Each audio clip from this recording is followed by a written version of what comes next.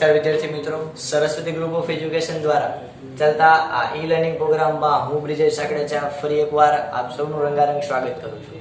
આપણે ધોરણ 11 ની અંદર ફિઝિક્સ વિષયની અંદર ચેપ્ટર નંબર 8 એટલે કે ગુરુત્વાકર્ષણનો અભ્યાસ કરતા હતા કે જેમાં આપણે આગલા 9 લેક્ચરની અંદર આપણો 10મો લેક્ચર છે.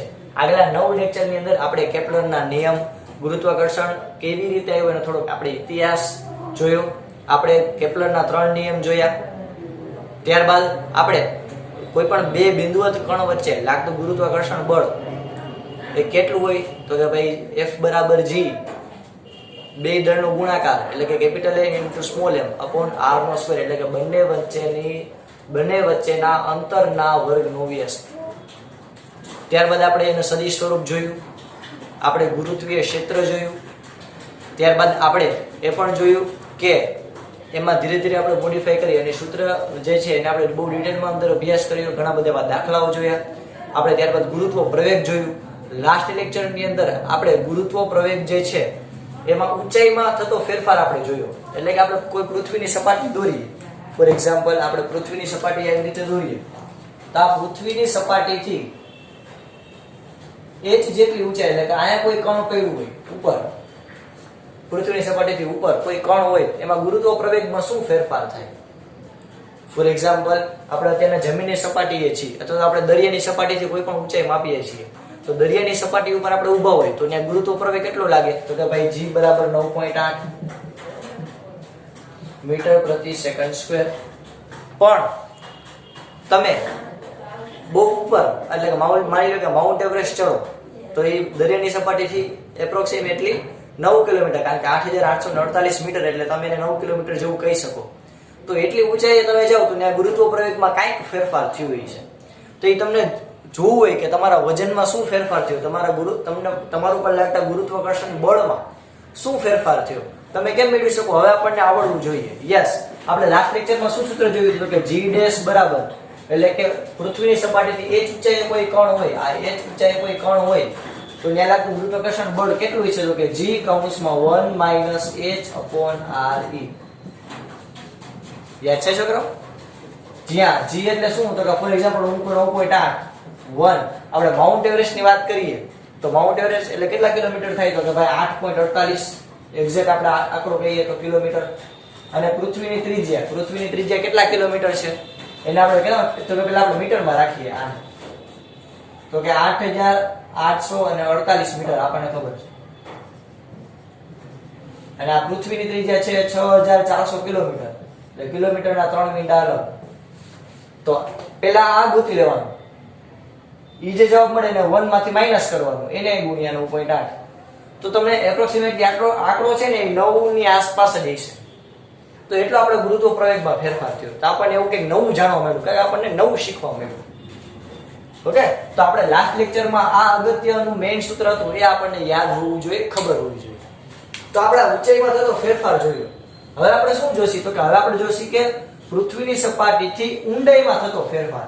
એટલે કે આપણા ઊંચાઈમાં થતો ફેરફાર તો જોયો કે ભાઈ પૃથ્વીની સપાટીથી ઊંચે આપણે જતા જઈએ તો શું ફેરફાર થાય. હવે આપણે માની લો કે મરજીવા હોય એટલે કે આપણે દરિયાની અંદર જવાનું હોય તો એમાં ગુરુત્વ પ્રવેગમાં શું ફેરફાર થાય. કારણ કે તમે જો દરિયામાં અમુક ઊંડેથી તમે નીચે ન જઈ શકો, અમુક ઊંડેથી નીચે જાવ તો પાણીનું ખૂબ પ્રેશર આવતું હોય. તમે એવું ઘણીવાર મૂવીમાં પણ જોયું હશે.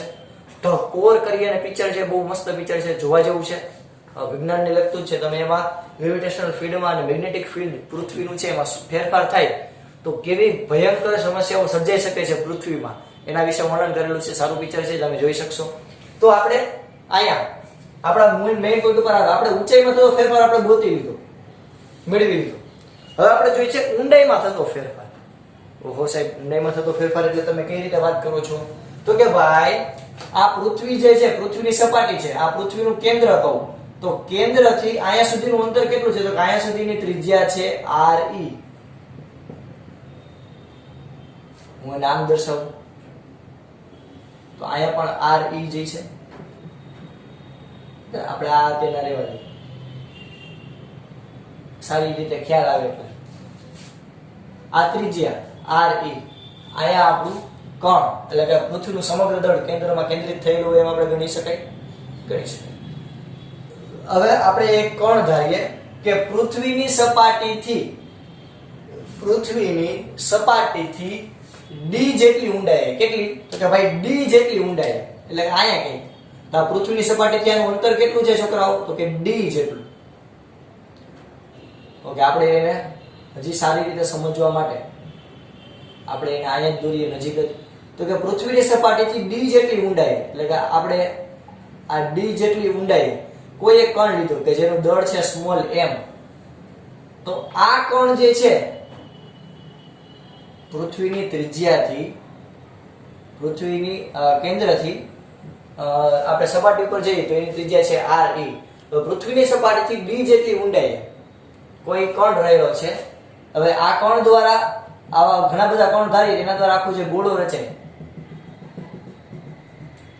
એ ગોળો જે છે એ ગોળાને આપણે દળ કહીએ ms. એટલે કે s દળના કારણે, એટલે કે s કણ જે છે એના કારણે આખું જે ગોળો રચાય. એટલે અહીંયા એક કણ છે, અહીંયા કણ હોય, અહીંયા કણ હોય, અહીંયા બધી રીતે આખું જે ગોળો રચાય એને આપણે દળ કીધું ms. ઓકે, પૃથ્વીનું દળ કેટલું છે? તો કે ભાઈ આ પૃથ્વીનું દળ છે me.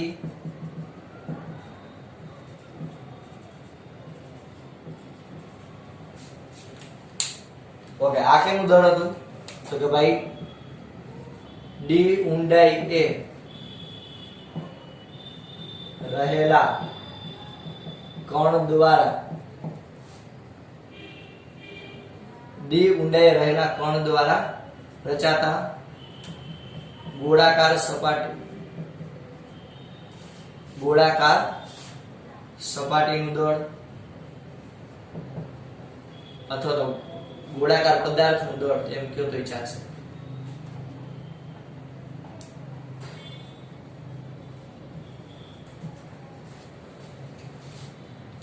હવે ડી જેટલી ઊંડાઈ, તો ટોટલ આટલી ઊંડાઈ કેટલી થઈ? જો આ આખું re છે, આટલું ડી કાઢી નાખું તો આટલું કેટલું વધશે?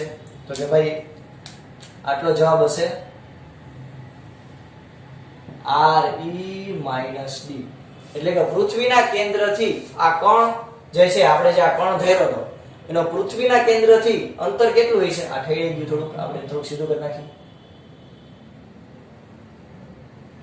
પૃથ્વીના કેન્દ્રથી એનું અંતર કેટલું હોય છે? તો કે re - d. એટલી પહેલા ખબર પડે કેટલી વસ્તુ આપણે ધારી. સૌથી પહેલા પૃથ્વીનો આ કોઈ સપાટી છે, પૃથ્વીની સપાટી, એનું દળ કીધું પૃથ્વીનું me. હવે પૃથ્વીની અંદર ડી જેટલી ઊંડાઈ, તમે કેમ ખાડો ખોદ્યું? તો પૃથ્વીના જે આખી સપાટી છે એનાથી ડી જેટલી ઊંડાઈ જમીનમાં અંદર કોઈ એક કણ ધાર્યું, એ કણ દ્વારા આખો જે ગોળો રચાય એને આપણે ms કીધું, અને એના દ્વારા રચાતા ગોળાકાર પદાર્થનું દળ આપણે ગણીએ. તો હવે આપણે શું લખી શકશું?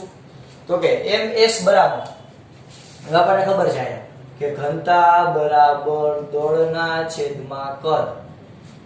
આના ઉપરથી હું દળને સૂત્રનો કરતા બનાવું તો શું થશે છોકરાઓ? ઘનતા ગુણ્યા કદ. તો ગોળાકાર પદાર્થ હોય તો ગોળાકાર પદાર્થ માટેનું તમારે દળ ગોતવું હોય તો શું કરવું પડે? તો કે 4/3 પાઈ r નો ક્યુબ એને ગુણ્યા, એટલે કે કદ એને ગુણ્યા ઘનતા એટલે ρ. આટલું પેલા આવડે? ચાલો કરીએ. તો અહીંયા આપણે કરીએ કે પૃથ્વીની સપાટી છે, આ પૃથ્વીની સપાટી, પૃથ્વીની ઘનતા એ આપણે ρ લઈએ. અહીંયા લખું છું.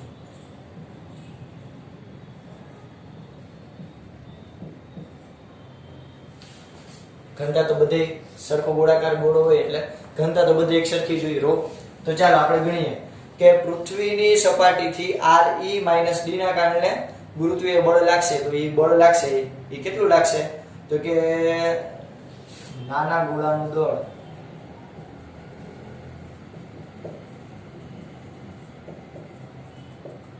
નાનો ગોળો એટલે આ નાના ગોળાનું દળ એટલે આપણે કેટલું કીધું હતું? ms બરાબર ઘનતા ગુણ્યા કદ. ઘનતા કેટલી છે? ρ. કદ એટલે 4/3 પાઈ r નો ક્યુબ. મેથ્સમાં ભણી જ ગયા. હવે આ ત્રિજ્યા કેટલી છે આ ગોળા માટે? આ જો આ ગોળા માટે આ ત્રિજ્યા કેટલી છે? તો કે ભાઈ re - d. re મેં લખેલું છે, આ તો તમને અહીંયા ભેગું થઈ જશે એટલે લખ્યું છે વ્યવસ્થિત. તો આપણે શું લખશી? ρ ગુણ્યા 4/3 પાઈ કૌંસમાં re - d નો ક્યુબ. આ થયું આપણું ms ઓકે, આને આપણે એક સમીકરણ આપી દઈએ. આ થયું આપણું સમીકરણ 1. ચાલો હવે આગળ વધીએ અહીંયાથી. એટલે હવે આપણે લખીએ પૃથ્વીનું દળ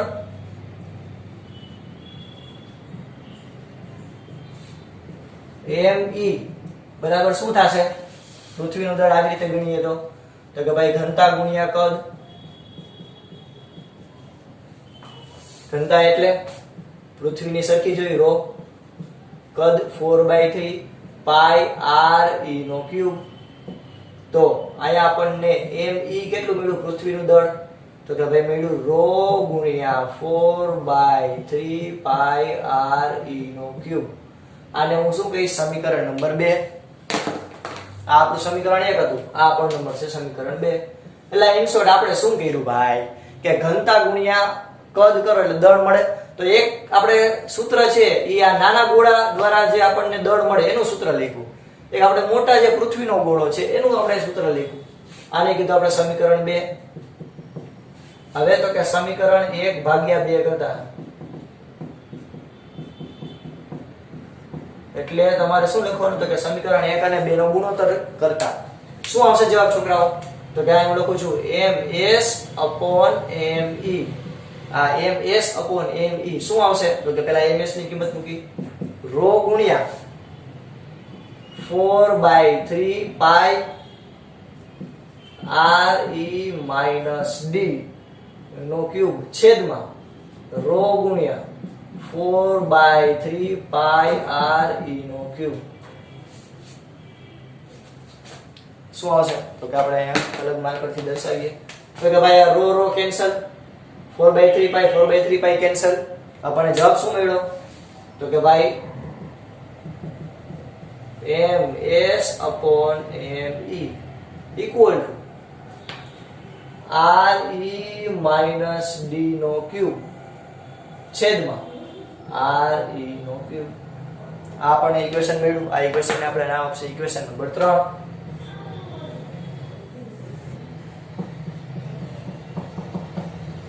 આટલું પહેલા ક્લિયર થાય છોકરો. શું કર્યું આપણે? તો કે પહેલા એક ગોળો d ઊંડાઈ એક ગોળો થયો હતો, એના દ્વારા મળતું દળ આપણે ms આપ્યું. પૃથ્વીનો આખો જે ગોળો હતો એને આપણે me આપ્યું. એને આપણે દળ ગુણ્યા ઘનતા, આલા દળ બરાબર ઘનતા ગુણ્યા કદ એના મુજબ આપણે સૂત્ર લખી નાખ્યા. પેલો આપણે ગુણોત્તર લીધો. આટલું પહેલા આપણે. ચાલો હવે આ જે અહીંયા કણ પડ્યો ઊંડાઈ ઉપર કણ છે એનું પૃથ્વીના કેન્દ્ર દ્વારા શું લાગતું છે? ગુરુત્વાકર્ષણ બળ લાગતું હોય છે. તો આપણે શું લખીશું? એક હેડિંગ મારીએ મસ્ત મજાનું. શું?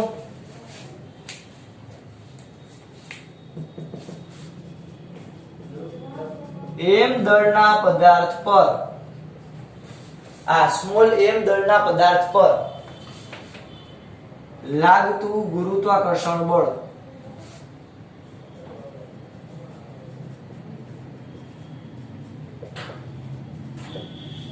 સ્મોલ m દળના પદાર્થ પર લાગતું ગુરુત્વાકર્ષણ બળ કેટલું હશે જગતની માલિકા? તો કે ભાઈ f of d.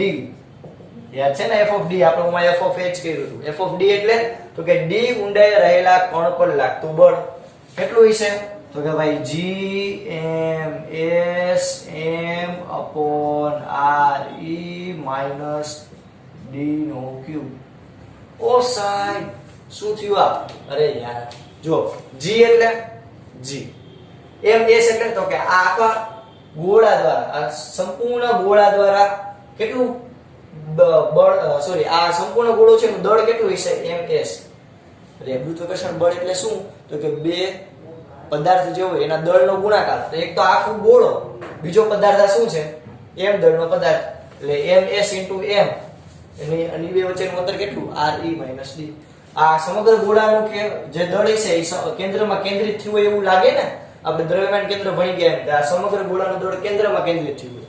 તો આનું દળ કેટલું હશે? ms. આનું દળ હશે m. તો આ બે કણનું આવ કરું તો ms. કેન્દ્ર ઉપર દળ કેટલું હશે? ms. તો બે કણનું દળનો ગુણાકાર એટલે ms ગુણ્યા m છેદમાં બે વચ્ચેનું અંતર r e - d નો ક્યુબ. આવડી જાય. આને હું કહું ઇક્વેશન નંબર 4.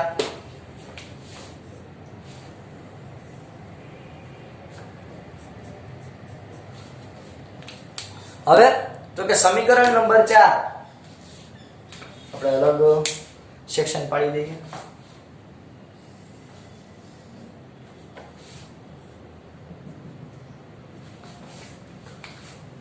સમીકરણ નંબર 4 માં સમીકરણ નંબર 3 ની કિંમત મૂકતા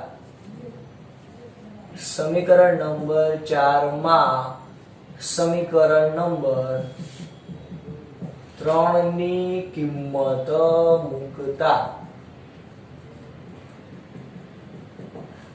સમીકરણ નંબર 4 માં સમીકરણ નંબર 3 ની કિંમત મૂકવું એટલે આપણે શું કરીશું તો કે આપણી પાસે આ સૂત્ર હતું. આમાં ms બરાબર હવે શું લખીશ? આ me ને આ બાજુ જવા દો તો આ ms બરાબર બધું થઈ ગયું. એની કિંમત આમાં લખું તો શું થાય? f of d બરાબર g ms ની જગ્યાએ શું લખીશ? re minus d નો ક્યુબ છેદમાં re નો ક્યુબ ગુણ્યા ms આવું થઈ જાય આખા બરાબર. સોરી me આ ms બરાબર મેં આટલું લખ્યું, આટલો ભાગ મેં કેના બરાબર લખ્યો? ms બરાબર ગુણ્યા સ્મોલ m આ જે સૂત્ર નહોતો એ જ છેદમાં re minus d નો ક્યુબ. ઓકે, આ અલગ પેન થી દર્શાવું જેથી તમને ખબર પડે કે આ બરાબર મેં ms લીધું. ઓકે, આ સંપૂર્ણ આટલા બરાબર શું થાય? ms. આટલું પહેલા ક્લિયર થયું. હવે સિમ્પલ આપણે શું કરશું છોકરાઓ? અરે કાઈ નહીં, સાદું રૂપ આપશે g re minus d નો ક્યુબ ગુણ્યા me ગુણ્યા m છેદમાં, કારણ કે અંશનો છેદ છેદમાં આવશે, re minus d નો સ્ક્વેર અહીં સ્ક્વેર આવશે છોકરાઓ, અહીં સ્ક્વેર આવશે કારણ કે અંતરના વર્ગના વ્યસ્ત પ્રમાણમાં હોય એને ગુણ્યા re નો ક્યુબ. આ re નીચે આવી જાય. ચાલો હવે પહેલા તો જો આ re minus d નો ક્યુબ અહીંયા સ્ક્વેર એટલે એકવાર તો બે વાર તો ઉડી જશે, ખાલી એક જ વાર વધશે. આખું પદ કહું છું, આખું પદ. તો હવે વધ્યું શું? g m upon સોરી અહીંયા એક વાર વધ્યું ને re minus d upon re નો સ્ક્વેર સોરી ક્યુબ. તો re નો ક્યુબ છે એને હું આમ લખી શકું re નો સ્ક્વેર એને ગુણ્યા re ક્યુબ છે એટલે લખી શકાય, કાઈ વાંધો નથી. હવે તમે ધ્યાનથી જુઓ તો આના બરાબર તો શું થાય? gme upon r square. આના બરાબર તો શું થાય? યસ યાર ઓલું સૂત્ર g બરાબર શું થાય? gme upon re નો સ્ક્વેર. તો આ જે આના બરાબર g લખી શકાય? લખી શકાય. આપણે ગુરુત્વ પ્રવેગનું સૂત્ર છે કે નહીં છોકરાઓ? છે, આપણે લખી શકીએ. તો આ સંપૂર્ણ આ બધે બરાબર શું લખીશ તો કે ખાલી સ્મોલ g લખીએ આપણે. તો f of d બરાબર શું થશે? g કૌંસમાં આ re અંદર જાય તો એકવાર અહીંયા આવશે, એકવાર અહીંયા આવશે.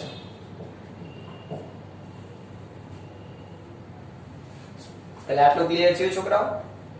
થયું. ઇન્ટુ સ્મોલ m, આ સ્મોલ m આવશે ને જી, એટલે આપણે લખી નાખી gm ઇન્ટુ આ. હવે આપણે f નથી જોતો, આપણે ગુરુત્વ પ્રવેગ જોતો હોય તો આપણને ખબર છે કે બળ બરાબર માજી, અહીંયા લખું છું f બરાબર m ઇન્ટુ g.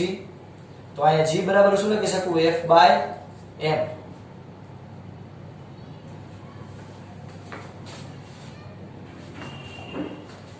તો આ m છે ઈ ગુણાકારમાં છે બરાબર, આ બાજુ હવે તો ક્યાં આવશે? ભાગાકારમાં આવશે.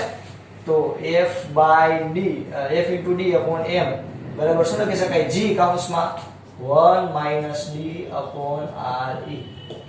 આમ થાય? થાય. તો f upon m એટલે શું થયું? તો કે g of d is equal to g કૌંસમાં 1 minus d upon re. Okay, આને આપણે હાઇલાઇટ કરી દઈએ. આ થયું આપણું સમીકરણ નંબર 4. તો આ સમીકરણ નંબર 4 છે એ પૃથ્વીની સપાટીથી નીચે ગુરુત્વ પ્રવેગ દર્શાવે છે. ઓકે, શું કીધું છોકરો? પહેલા તો હજી એકવાર આપણે ફટાફટ રિવિઝન કરી લઈએ. તો કે ભાઈ પૃથ્વીનો આખો ગોળો ધાર્યો, એનું આપણે દળ લીધું, પૃથ્વીનું દળ me. ઓકે, ત્યાંથી d જેટલી ઊંડાઈ કોઈ આપણે કણ લીધો, જેને નામ આપ્યું જે સ્મોલ m દળ ધરાવતો પદાર્થ હતો, એના દ્વારા જે આખું વર્તુળ રચાય એને આપણે કીધું ms, કે જેનું સમગ્ર દળ ક્યાં કેન્દ્રિત થયેલું હોય? કેન્દ્રમાં. ઓકે, નાના ગોળાનું દળ ms બરાબર ઘનતા ગુણ્યા કદ ને આપણે ધ્યાનમાં લઈએ તો આપણને પહેલા તો અંદરના ગોળાનું આપણે દળ ગોતી લીધું, બહારના પૃથ્વીના ગોળાનું આપણને દળ me આ રીતે મળે. બેનો ગુણોત્તર લીધો, વાંધો નહીં. હવે આ બંને વચ્ચે કેટલું ગુરુત્વાકર્ષણ બળ લાગશે એ ગોઈતું, એ મેળવી અને પછી આપણે શું કીધું? તો કે ms છે એના એની અંદર આની અંદર જ્યાં ms છે ત્યાં આપણે આ કિંમત મૂકી. ઓકે, આ m નામ જવા દે તો ms બરાબર તમને બધું મળશે. ઓકે, મેળવી લીધું. હવે શું કરશે? તો કે ભાઈ આપણે આનું સાદુરૂપ આપતા ગયા અને છેદમાં રાખ્યા. r નો ક્યુબ હતો, અહીંયા r નો સ્ક્વેર, તો બે વાર ઉડી જાય, એક જ ઘાત વધે. પછી તો કે આના બરાબર થાય તે સ્મોલ g, આ m નામ જવા દીધું એટલે આપણને g મળ્યું. સાવ સિમ્પલ સાદુરૂપ છે. તો અહીંયા આપણને d જેટલી ઊંડાઈ એટલે કે અંદરની બાજુ જમીનની અંદર પૃથ્વીની સપાટીની નીચે કોઈ પદાર્થ હોય તો એના ગુરુત્વ પ્રવેગમાં કેટલો ફેરફાર થાય આપણને એ મળે. તો તમે જો ધીરે કરતા તમે આ બધી વસ્તુ શીખતા ગયા કે પૃથ્વીની સપાટી પર ગુરુત્વ પ્રવેગ કેટલો હોય, કેટલો? 9.8. તમે ઉપર જાઓ, ઉપર હવામાં, તો ત્યાં થોડોક ફેરફાર થાય ગુરુત્વ પ્રવેગમાં, બહુ થોડો. એ કેટલો થાય આપણે મેળવ્યું. ઊંડાઈમાં જાઓ એ પણ તમને મળ્યું. તો જો આપણે કેવી નવી વસ્તુ શીખતા જઈએ છીએ. ઓકે, ક્લિયર થયું? ચાલો ફટાફટ ટાઈમ આપું છું, બધા ફટાફટ લખી લ્યો, પછી આપણે આમાં આગળ વધી. લખી લેજો બધા ફટાફટ રંગબેરંગી પેનથી. રંગબેરંગી પેનથી લખી નાખજો શું કરું? ડુગડુગિયા વાળી.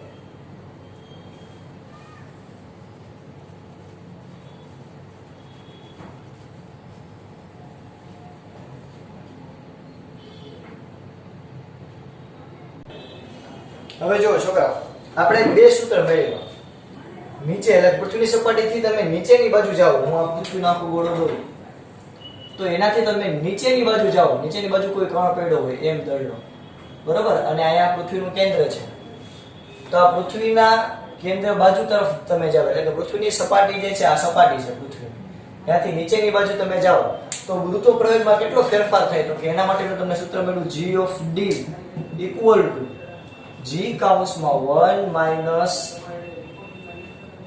d ના છેદમાં re. પેલા ડન. ચાલો હવે આપણે બીજો કિસ્સો ધ્યાનમાં લીધો અને પહેલાના લેક્ચરની અંદર કે પૃથ્વીની સપાટીથી h જેટલી ઊંચાઈ, પૃથ્વીની સપાટીથી h જેટલી ઊંડાઈ, આ d જેટલી ઊંડાઈ હતી, આ h જેટલી ઊંચાઈ કોઈ કણ રહેલો છે, પૃથ્વીનું દળ છે, તો એના માટે આપણને ગુરુત્વ પ્રવેગમાં થતો ફેરફારનું સૂત્ર શું મળ્યું છોકરાઓ? તો કે ભાઈ આપણને મળેલું છે g of h equal to h આખો દબાઈ ગયો બિચારો, g કૌંસમાં 1 minus 2h upon re, 1 minus 2h upon re.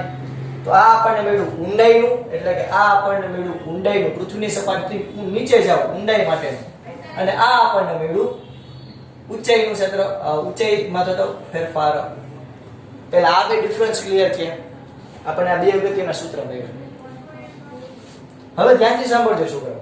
હવે આની અંદર જ્યારે હું d બરાબર એટલે કે આ ઊંડાઈ બરાબર 0 લઉં, એટલે કે આ પૃથ્વીની સપાટીએ જ લઉં, ઊંડો ક્યાંય નથી, d બરાબર 0 એટલે અહીંયા જ છે, અહીંયા જ. તો એના માટેનું મને સૂત્ર શું મળશે? તો કે g of h બરાબર g કૌંસમાં d બરાબર 0 લઈ લઈશ તો આખું પદ 0 થઈ જશે, તો g into 1 એટલે g, એટલે કે 9.8 મીટર પ્રતિ સેકન્ડ સ્ક્વેર.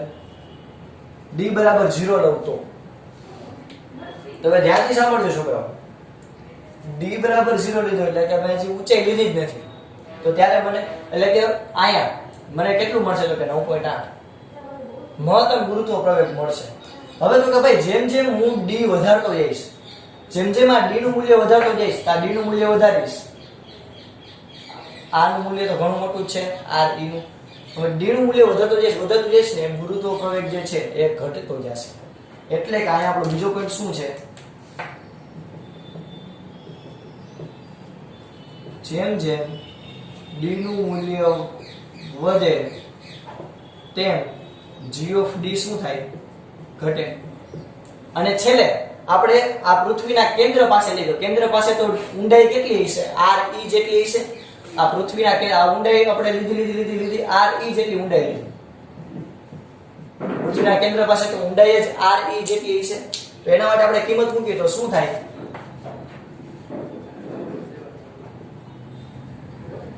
d બરાબર re માટે g of d આવજો. g of d બરાબર g કૌંસમાં 1 માઈનસ re ના છેદમાં re. તો re ના છેદમાં re એટલે શું થઈ ગયું? 1 થયું. તો 1 - 1 1 - 1 એટલે 0 0 ગુણ્યા ગુરુત્વાકર્ષણ પ્રવેગ 0 એટલે કેટલું થઈ ગયું? 0. તો એનો મતલબ શું થયો? તો કે કેન્દ્ર પાસે તમને કેટલો પ્રવેગ મળશે? 0 મીટર પ્રતિ સેકન્ડ સ્ક્વેર. એટલે કેન્દ્ર પાસે ગુરુત્વ પ્રવેગનું મૂલ્ય મળશે 0. એટલે કે તમે જેમ જેમ પૃથ્વીની સપાટીથી નીચે જતા જાઓ, ઊંડે જતા જાઓ, એમ ગુરુત્વ પ્રવેગનું મૂલ્ય ઘટતું જાય. તો આના માટે જ્યારે આપણે ગ્રાફ વિચારીએ, ગુરુત્વ પ્રવેગ અને અંતરનો આપણે ગ્રાફ વિચારીએ, તો જો હું અહીં ગ્રાફ દઉં. આ આપણું ગુરુત્વ પ્રવેગ અને આ આપણી કહી શકાય કે અંતર. આ તો અહીંયા હું લઉં ત્રિજ્યા re. આટલું અંતર છે એને હું કહું r નું મૂલ્ય. r નું મૂલ્ય આટલો ભાગ છે એમાં r નું મૂલ્ય એ ત્રિજ્યા જેટલું જ હોય. એટલે કે ત્રિજ્યા કરતા પહેલા તો ઓછું અને અહીંયા છે ત્રિજ્યા કરતા વધારે. એટલે કે પૃથ્વી આ ઇન્સોડ આપણી પૃથ્વીની સપાટી એના કરતા ઊંડે જતા જાવ અને એના કરતા ઊંચે જતા જાવ. તો અહીંયા આપણું ગુરુત્વ પ્રવેગનું મૂલ્ય મેક્સિમમ કેટલું છે? 9.8 મીટર પ્રતિ સેકન્ડ સ્ક્વેર. તમે જો ધ્યાનથી અવલોકન કરો ને છોકરાઓ, તો સપાટી પર તમને ગુરુત્વ પ્રવેગનું મૂલ્ય કેટલું મળ્યું? 9.8.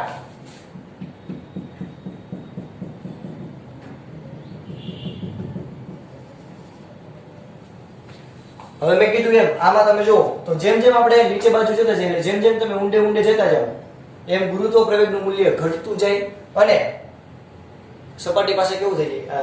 કેન્દ્ર પાસે કેવું થઈ જાય? 0. તો આ ઊંડાઈમાં થતો ફેરફાર છે કેના ઉપર આધાર રાખે? તો કે ભાઈ ઊંડાઈમાં થતો ફેરફાર એ ત્રિજ્યાના સમપ્રમાણમાં હોય. અરે યાર ભૂલી ગયા. g of r બરાબર 4/3 pi r g.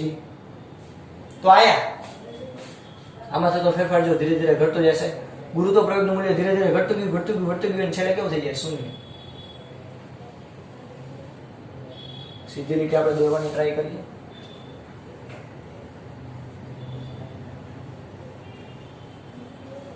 થઈ ગયું સીધી લીટી. તો આ g ચલે છે આ. જેમ ત્રિજ્યા ઘટશે ગુરુત્વ પ્રવેગનું મૂલ્ય ઘટતું જશે. હવે આપણે ઊંચાઈમાં થતા ફેરફારની વાત કરીએ તો આની અંદર આપણે પહેલા તો સૌથી પહેલા લઈ લઈએ પોઈન્ટ.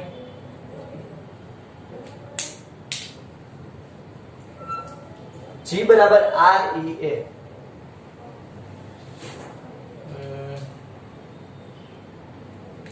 કયો હતો કે આપણે ચાલો પ્લે કરી લઈએ. h બરાબર હવે લઈ re. સોરી h બરાબર એ 0. ઊંચાઈ કાઈ નથી. અહીંયા શરૂઆતમાં અહીંયા જ કોણ કર્યું.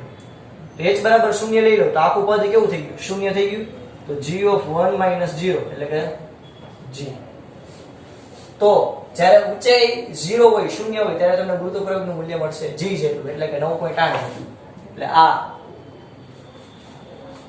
હવે આપણે ધીરે ધીરે આનું ઊંચાઈ ધીરે ધીરે વધારતા જઈએ તો કેવી રીતે ફેરફાર આવશે? તો કે ભાઈ ફોર એક્ઝામ્પલ અહીંયા હું લઈ લઉં r બહુ મોટા છે re કરતા. r નું મૂલ્ય ખૂબ મોટું છે re કરતા, ઘણું બધું મોટું. તો શું ફેરફાર આવશે? તો કે જો ધીરે ધીરે આનું પદ ઘટતું જશે ધીરે ધીરે. એટલે કે જેમ જેમ